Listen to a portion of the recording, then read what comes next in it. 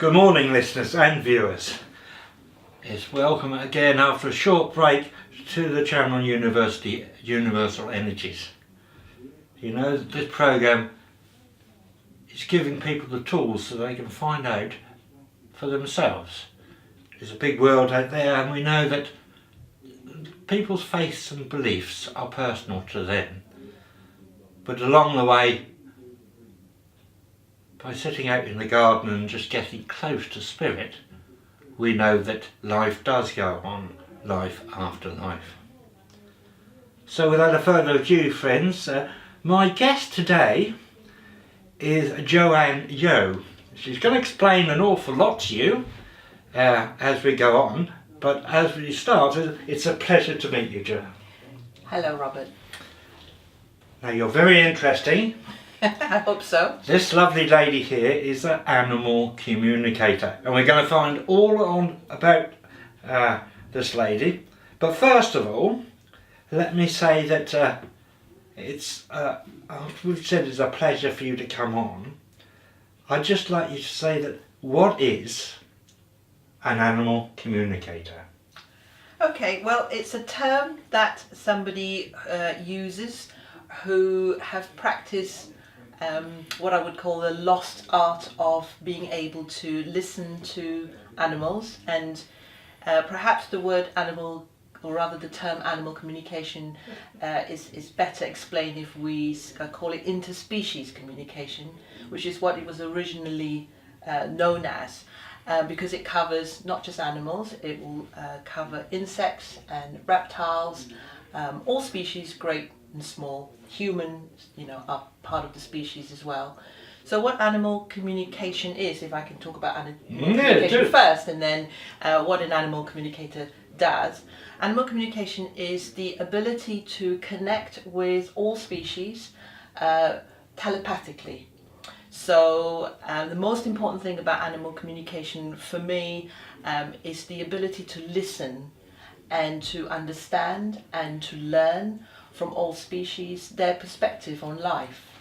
And the way that animal communication works with the telepathy is that if we ask the animal a question, and it's literally any question you would like to ask, they can reply using our senses by sending us images, sounds, scents, emotions, physical sensations.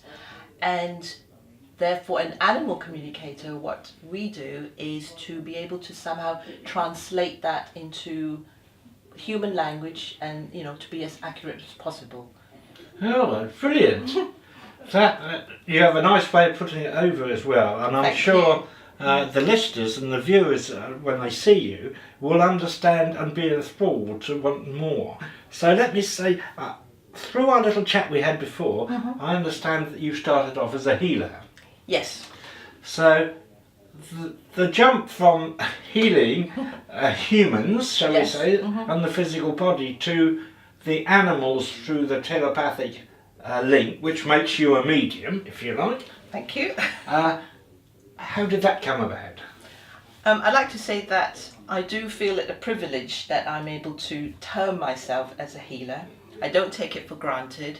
It came about 25 years ago when I discovered aromatherapy massage, and I sensed that when I'm working on someone and helping people with stress, I'm actually picking up information about their health issues and just generally, how things are happening for them.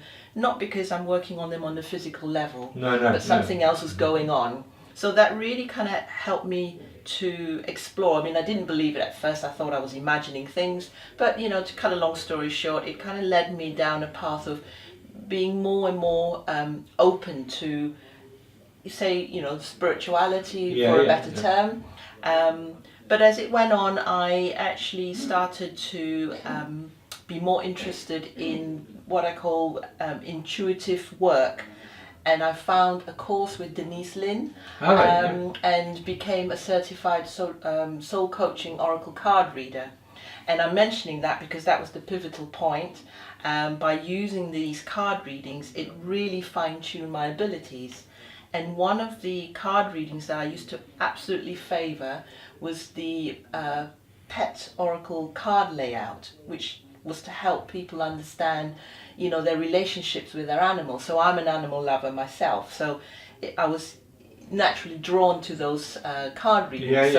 As I was doing more card readings for people, I was mentioning it about their animals because I was doing card readings for my own animals, and it kind of grew from there. More and more people, in fact, were more drawn to me to do animal readings for their pets than it was for themselves.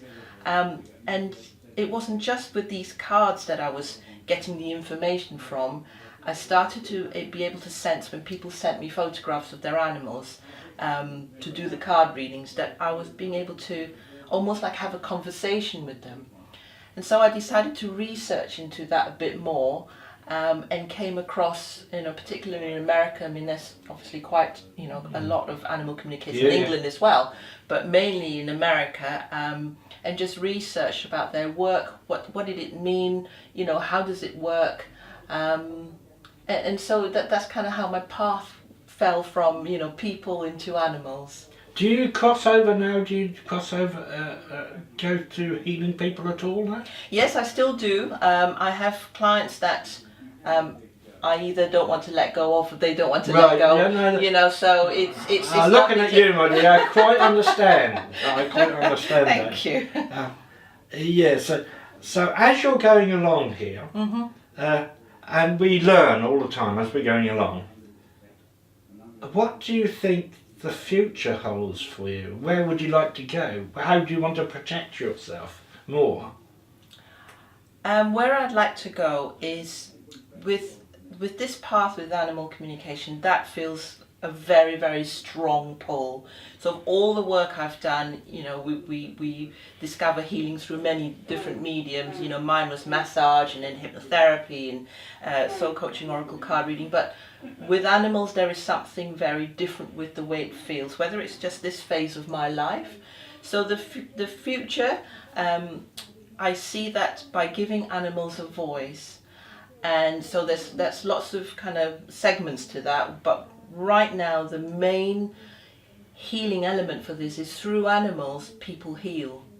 And through animals having a voice, animals can heal because of the very intrinsic role that we play, particularly with domesticated pets. I mean, yes, there's a general bigger understanding there about, say, wildlife, but with regards to domesticated pets, which is where I'm at the moment very much involved with helping, I have had animals or pets have voiced their concern about their owners, who they love and care very much about. So if there's issues around the owner's health, the animal will actually voice that. Or if the animal is actually struggling with an issue, the owner is led to me to try and understand it from their perspective. I see, yes. So a lot of us will perhaps not think twice if the animal's showing anxiety or behavior problems to go to a behaviorist, particularly dogs. But with a lot of animals, they may not actually feel very comfortable about being trained. They may do it, particularly with dogs, because they're pleasers and they're very obedient. And to kind of bring this kind of to my own personal kind of path is, I have 3 dogs, 1 cat and 4 rescue chickens, but one of my dogs is incredibly complex, full of character, and I have tried, when I first got him, to do lots of different training because it felt like that was the right thing to do.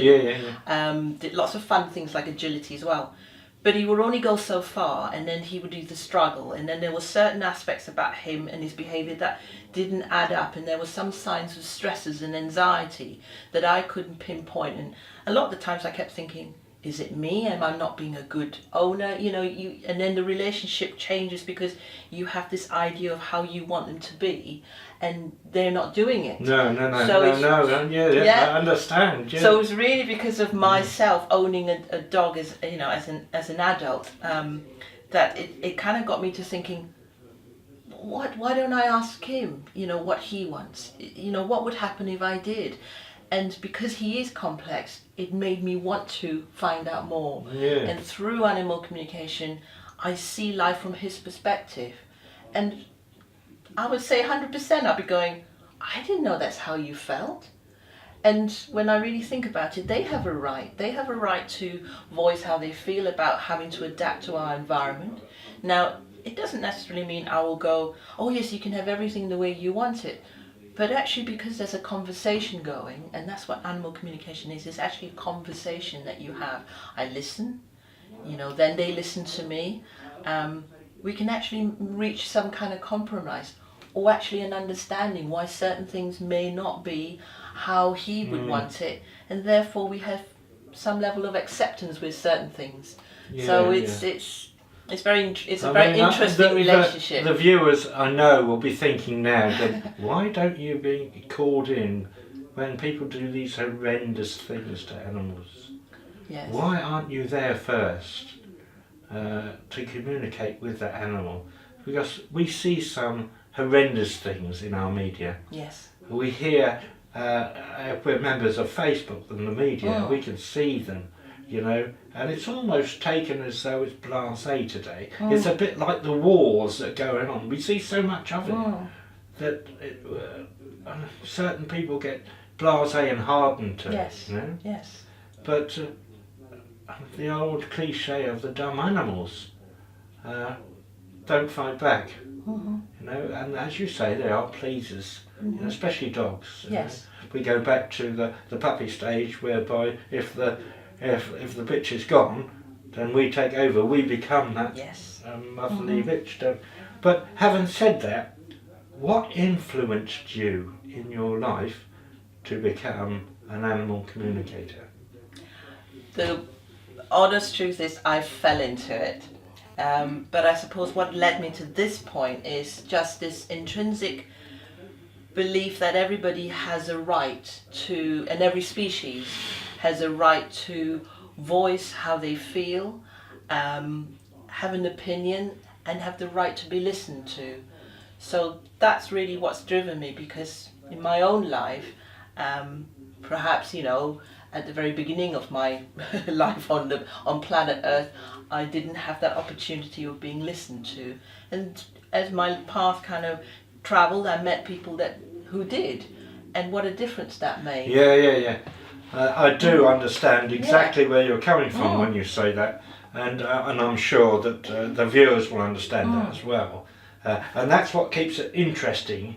Yes. So they can find out, and I'm sure that the comments you'll get from here will be very positive and wants to know more. I hope so. Before we ask you in intrinsic things like where do you operate from and what do you, if you have a studio, etc., how you do it and everything else, we spoke very briefly over our coffee, which yes, I had to pay for, probably.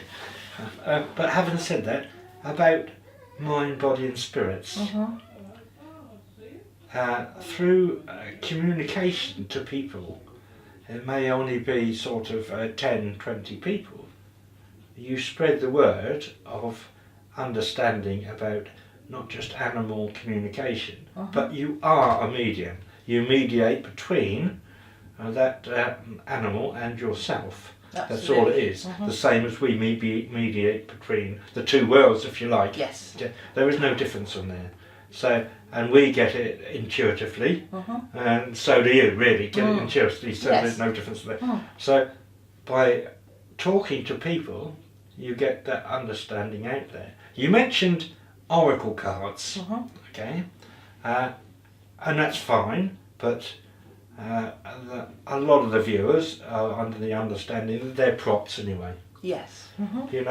It's like that if we do, whether we do work with pendulums and energies and divine rods, whatever, they are props that are there. They're tools, yes. Yeah, because the energies are in there. And that's what we're trying to give to the viewers, the tools. That's right. And it was very nice that you came in there, because I was prompting you to bring you the tools to help people. So the tools to help people would be communication, if we can, through workshops and things like that, which I would love to promote more of yourselves. Yes, because I'd love to share this. This is something that we can all do, and what helped me to believe that I can do this is because of all the other, as I would call the well-known animal communicators who I've researched and studied their work, they all generously say everyone can do it, and it's true. So, Lovely. it's important for us all to know that.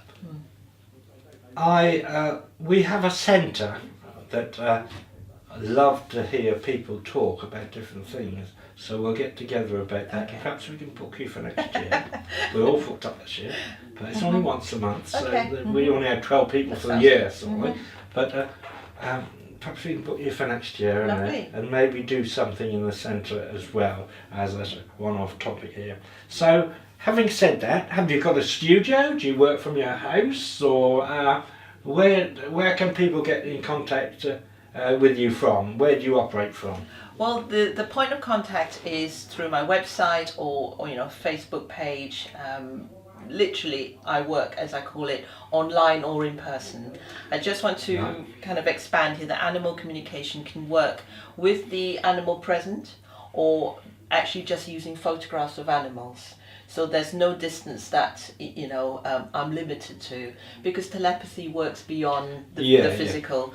The difference with working with an animal who's present is because then the owner can also be involved. So that's a very, very healing process, because in a way I'm kind of like the mediator between the owner if they have questions, and I can present that to the animals through the imagery, the sounds, the sensations, and then whatever the animal's saying back to me, I can relay that to the owner, and then it can be instant feedback as well.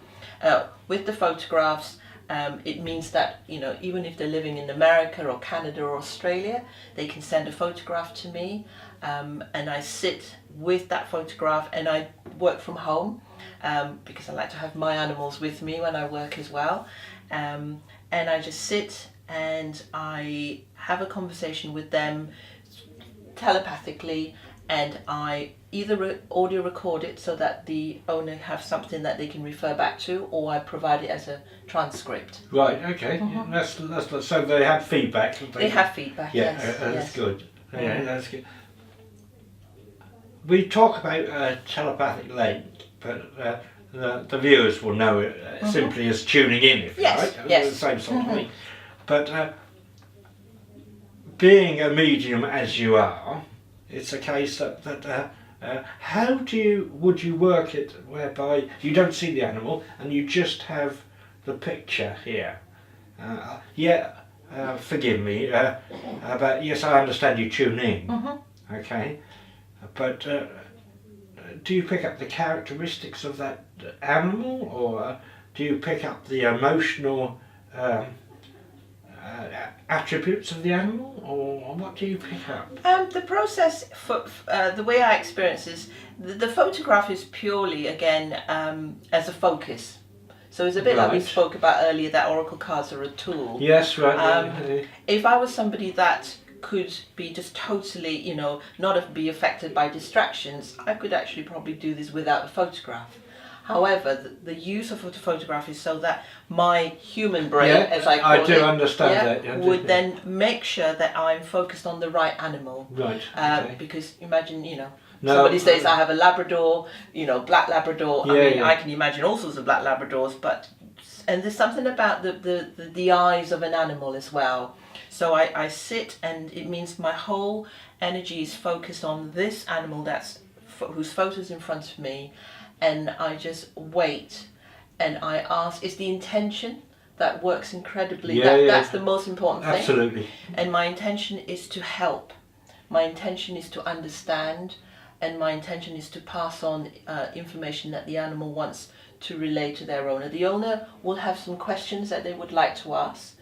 Sometimes they may ask for a communication just out of interest. They may say, I'd just like to know how my animal is feeling, or just curious what they're thinking. But more often than not, it's for specific reasons, because either it's unwell, or it appears to be depressed, or it's hyperactive. The most common questions, perhaps that would kind of help people to understand why an owner would initially approach me for communication, is most common question is they all ask, is my pet happy? Right, and if you're a pet owner, you can really relate yeah, to that. I understand. Because although we see, say we talk about, dogs and cats, a dog can look happy, wag its tail, but we still want some confirmation because we're so bonded with them, and dogs particularly so much, they help humans so much, in terms of emotional companionship, but even on a practical level, like therapy dogs. Cats are completely, in a way, rule of their own destiny, and we pick up kind of lessons from them about being the wild side of them, yet the domesticated side, how they can kind of work their way into our lives. So we learn a lot from them. So we do. Yes. Well, I think we learn more from probably cats than we do from Yes. dogs or anything. And I mean, I do communication for ferrets. Yeah, I'm chickens, sure. I'm sure. cows, so we learn bees, we learn all sorts. I'm Yes. sure. It's just prompted me, just for a while, it's just that being a medium myself over a lot of years, a lot of animals have come back from spirit. Right. And it beggars the questions that maybe they weren't understood while they were here, but they come back with that bonding that they had when they were here. We've talked about a little while ago whereby the bonding is we become the surrogate parents, if you like, that are there. But that bonding is always there. But you communicate here and now. Yes. And the only difference between you and I is that I communicate when they're past. Yes. So that's in between is how you get on with an owner here. Animal communication do cover pets and spirit. I'll just kind of maybe perhaps talk about slightly the differences. Yeah. In a way there aren't, but in a way there is. The animal communication with animals who are present, be it photograph or the animal actually in the same room as me, I genuinely experience that it's a direct communication with them. There's no other, energies involved, so to speak, other than the telepathy, as we call it, or the connection or the link. The more practice we are with this skill, which we all had it when we were children, we're much more open to being able to have a sensation that's been sent to us, or an emotion, or an imagery. That's really what it is. It's kind unfortunately, life has taken its toll when we get a bit older. Yes. We have responsibilities and things. Yes. And every owner, I mean, I'm sure, again, going back to dogs because they're the most popular pets, will say that they don't have to say anything. They can just think, I'm going to pick up my keys, and your dog will suddenly be at the door. So everybody has that kind of story. Yeah. So that's a direct. So with animals present, it is a very direct communication. I hear them, I feel, the emotions that they're sending me. With the animals in spirit, one of the things that we do is we request for the spirit of the animal to take on the physical form of this animal that the owner wants to come back to wants to communicate with, because it's that physical form that they miss, really. So I'm not sure whether that's the same or different as yours. Well, I think that's quite different, but that's a whole new. We could have a whole new interview around that. Yes, that's right. Question. But it was just to show that animal communication does, because one of the things that I found communicating with animals in spirit is that it allows the owners to heal, because they carry the pain in their heart. I do understand that. Particularly when it comes to the decision of having to let them go, putting them to sleep. Even though logically we know it's the right decision, we need to hear from the animal how the experience was, or their perspective of what had happened. And I have witnessed so much healing with owners who have been, communicating with their animals in spirit. That is where, to me, a huge healing of heart comes from. I've done exactly the same. I mean, I lost a dog many years ago, and they become part of the family only because that sometimes that families, young children go off and do their own thing, sort of like, and they become their own characters, different people, Yes. and they go their separate ways. And I'm not talking when they fled the nest or anything like that. But as for a pet, it's always there, Always there. no matter what. Yeah. And the old cliche used to be that whoever feeds me and keeps me warm, I will be around. But that's just a physical attribute. Yeah, I can definitely vouch that that's only a physical attribute. Yeah. There's so much more at No. play. I think most people and the viewers will understand that. But there's going to be an awful lot of comments come through this, and positive, Okay. of course. But a lot of questions will be raised over this. And maybe later on we can do something else whereby we can go from one interview to another. Okay. Remember, this is a promotional interview for you to come through, so that people know. Now, we briefly talked about your influence to get you where you are now. I don't want to go on to a situation whereby we're talking about any faiths or understanding or any religious beliefs that might be influenced in there. But there must have been some kind of happening or scenario in your life that pushed you down a road that you wanted to explore more, i.e. what you're doing now. I suppose it's about how they all gel into one, really.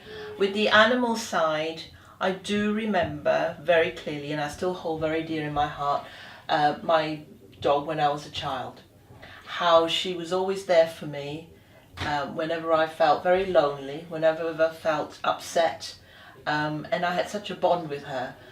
And perhaps throughout my adult, or teens and adults, it hasn't been particularly, it's been quite rocky. And I'm always searching for that feeling where I suppose I can now link back to just when I was with my dog, I felt complete in the sense that somebody understood me and accepted me, whether I was happy or sad, whether I was bad-tempered, whether I was playful, whether I rejected her, she wanted to play and I didn't. There was something special about perhaps just being accepted unconditionally. Yeah. So that kind of drove me, and I can see that there's that link whereby by wanting to also therefore help others, I have met people in my life who, like I said, have shown me this acceptance. And it may be brief, or it may have been, say, a year, but it stayed with me about this feeling about being accepted unconditionally. Just that you can be who you want to be without any excuses. All this mask that we put on for the outside world.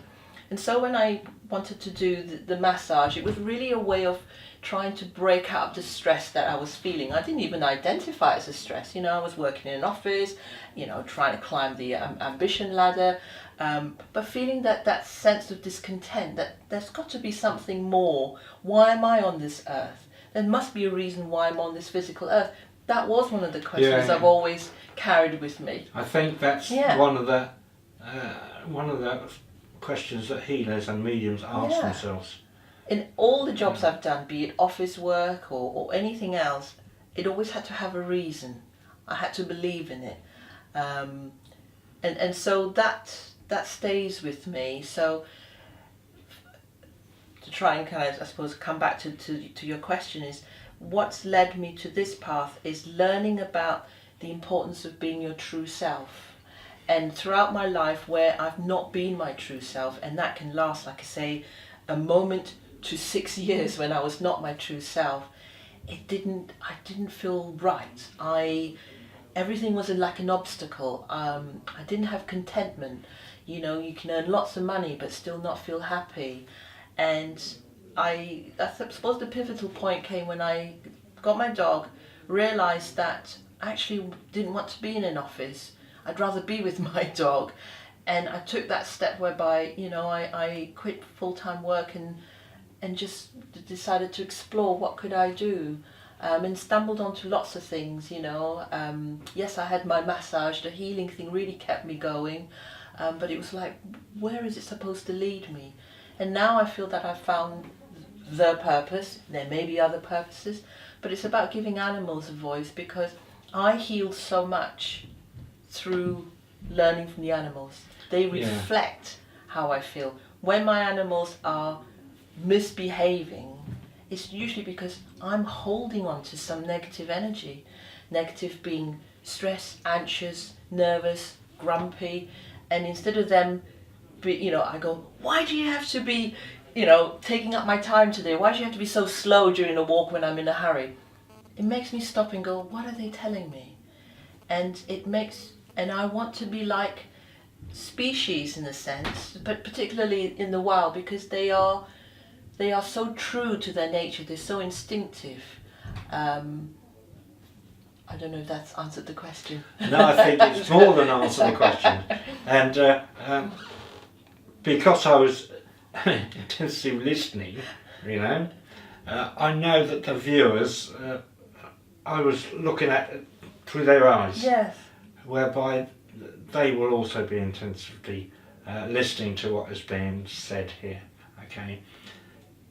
Just briefly now, because we know that time is getting on, but having said that, then we just remarked on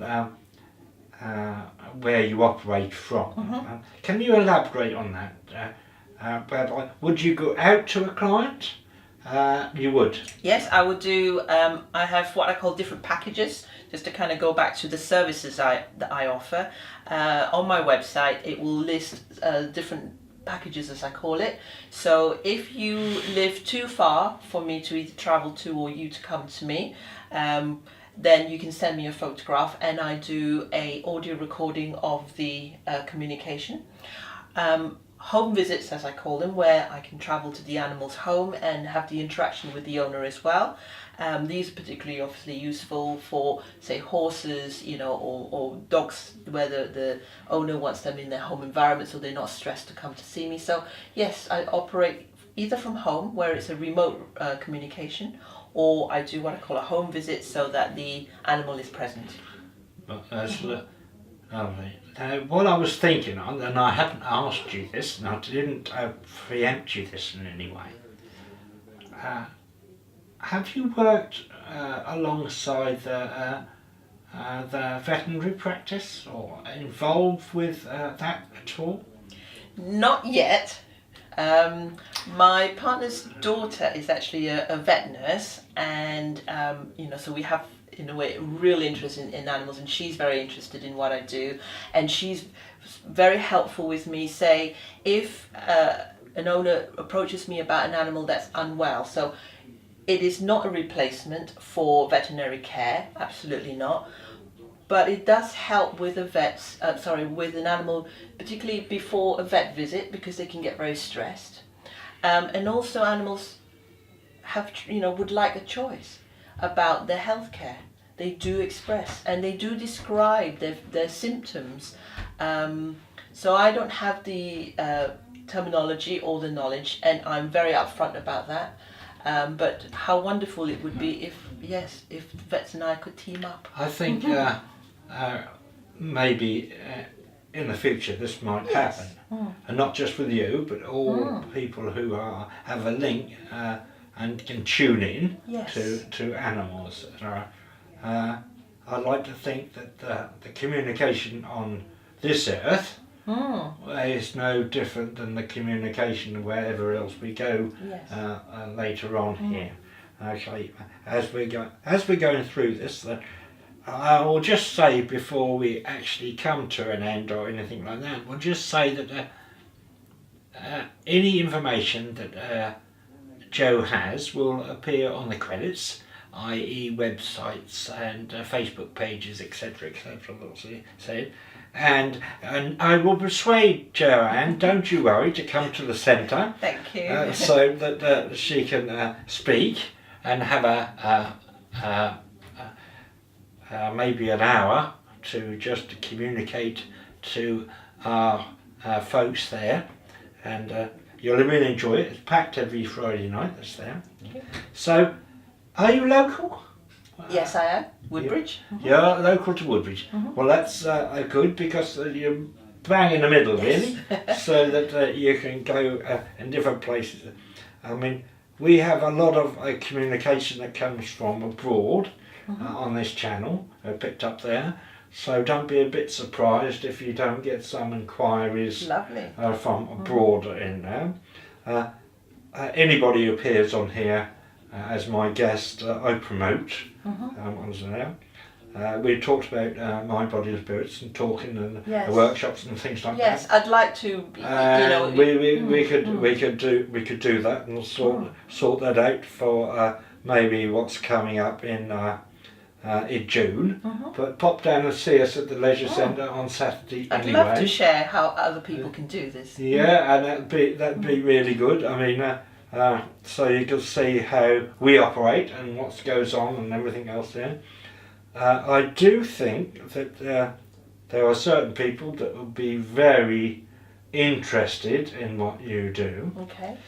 And I'm looking at the person to do with animal auras here. Okay, yes.